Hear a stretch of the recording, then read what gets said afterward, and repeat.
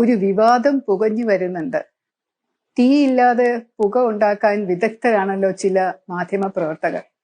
ഇന്ന് രാവിലെ മുതൽ എന്നെ കുറെ പേര് വിളിക്കുന്നു. മാധ്യമങ്ങളിലുള്ള കുറെ സുഹൃത്തുക്കളാണ്. അവരോട് ഇത് പറഞ്ഞാൽ അവരത് എഡിറ്റ് ചെയ്തിട്ട് അവർക്ക് ആവശ്യമുള്ള വിവാദങ്ങൾ ഉൾപ്പെടുത്തി മാത്രമേ കാണിക്കൂ. തിരുവനന്തപുരം കോർപ്പറേഷൻ ഒരു ചരിത്ര വിജയമാണ് നേടിയിരിക്കുന്നത്.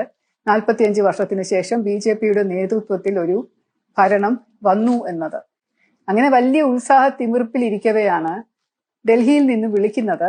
കൗൺസിലർമാർ കുറച്ചുപേര് ഡൽഹിയിൽ പോയി പ്രധാനമന്ത്രിയുടെ വിരുന്നിൽ പങ്കെടുക്കണമെന്ന്. കേരള എക്സ്പ്രസിൽ കയറി ഡൽഹിയിലേക്ക് പോകുന്നു. എല്ലാ സ്ഥലത്തും നിർത്തി സ്വീകരണം വാങ്ങിക്കുന്നു. 2 ദിവസം നിൽക്കുന്നു. പിന്നെ 13-ാം തീയതി രാത്രി എങ്ങാണ്ട് തിരിക്കുകയുള്ളൂ എന്ന് പറഞ്ഞു.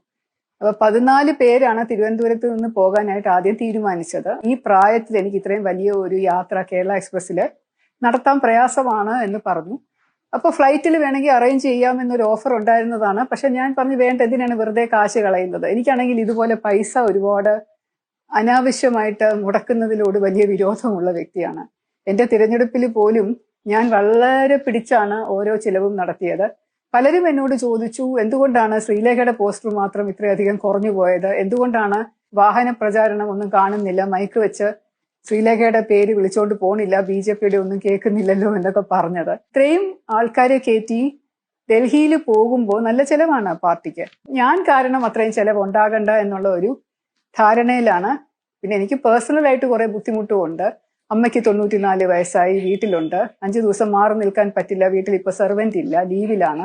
കുക്കിംഗ് ഏറ്റെടുക്കണം, അമ്മയുടെ പരിപാലനം ഏറ്റെടുക്കണം, വീടിന്റെ വൃത്തി വെടുപ്പ് ഏറ്റെടുക്കണം, സാധനം വാങ്ങാൻ പോകണം.